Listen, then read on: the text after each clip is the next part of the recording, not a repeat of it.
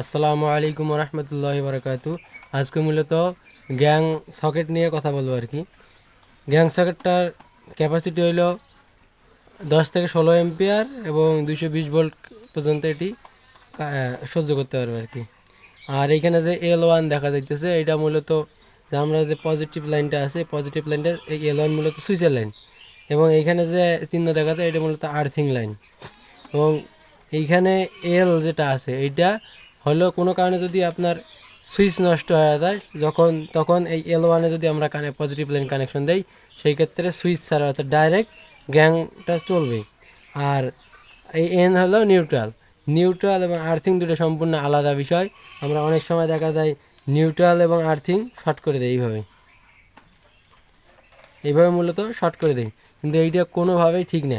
কারণ নিউট্রাল হলো বিদ্যুৎ তার উৎসে ফিরে যাওয়ার পথ বা রাস্তা হলো নিউট্রাল। আর্থিং হলো মূলত সেফটির জন্য ইউজ করা হয়। আর্থিং এর কানেকশনটা আলাদা একটা তারের মাধ্যমে, আপনার আলাদা একটা গ্রাউন্ডিং রড মাটিতে স্থাপন করে সেইটা মাধ্যমে আর্থিং কানেকশন করা হয়। কারণ আর্থিং মূল উদ্দেশ্য হলো যে আমরা রাইস কুকার, মোটর, ফ্রিজ ইত্যাদি ইউজ করি। এই সকল ইকুইপমেন্টের যে ধাতব বডি আছে, অনেক সময় আমরা শুনি যে রাইস কুকারের বডি কারেন্ট হয় বা শক করে। যদি এই রাইস কুকারের সাথে আর্থিং কানেক্টেড থাকে, অর্থাৎ আলাদা আর্থিং কানেকশন করা থাকে, তাহলে সেই ক্ষেত্রে আমাদের আর এই শক করবে না। অতিরিক্ত যে কারেন্ট আসবে সে রাইস কুকারের বডিতে কোনো কারণে যদি কারেন্ট আসে, সেই কারেন্টটা এই লাইনের মাধ্যমে, এই আর্থিংয়ের মাধ্যমে বাইপাস হয়ে সরাসরি মাটিতে চলে যাবে, এবং সেক্ষেত্রে আমাদের ইলেকট্রিক শক খাওয়ার হাত থেকে বাঁচবো। আর এটা মনের ভুলেও কখনো করা যাবে না।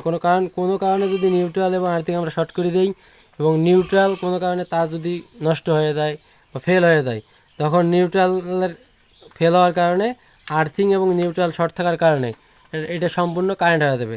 যেহেতু আর্থিংয়ের সঙ্গে রাইস কুকারের বডি, ফ্রিজের বডি বা মোটরের বডি কানেকশন থাকে, সেহেতু দেখা যাবে যখন এই নিউট্রাল ফেল হওয়ার কারণে রাইস কুকারের বডি কারেন্ট হয়ে যাবে, তারপর ফ্রিজের বডি কারেন্ট হবে, তখন দেখা যাবে আমরা ইলেকট্রিক শক খাবো এবং বড় ধরনের দুর্ঘটনা ঘটতে পারে।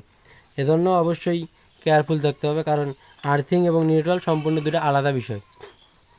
আজকে সেটাই নিউট্রাল এবং আজকে গ্যাং সকেটে কানেকশন করে দেখাবো। এই যে পজিটিভ লাইন কানেকশন দিলাম, L1-এ পজিটিভ লাইন দিলাম, এবং এই যে এন এর মধ্যে হলো নেগেটিভ কানেকশন দিলাম।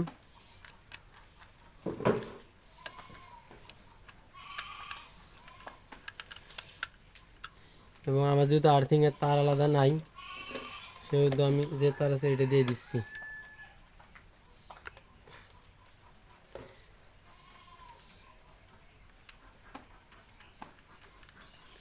এভাবে ভালোভাবে কানেকশন দিতে হবে। এই গ্যাং সকেট থেকে মূলত 3টে তার বের হবে। এটা যাবে সরাসরি আলাদাভাবে, একদম যে আমরা যে আর্থিং রড পুঁতি আলাদা, মিটারের যে আর্থিং রড পুঁতি সেটার সাথে কানেকশন না দিয়ে আলাদা একটা আর্থিং রড পুঁতে কানেকশন দেওয়াই বেটার। আর এটা তো পজিটিভ লাইন, অর্থাৎ যেটা ফেজ লাইভ তার, আর এটা নিউট্রাল তার। আজকে এই পর্যন্তই।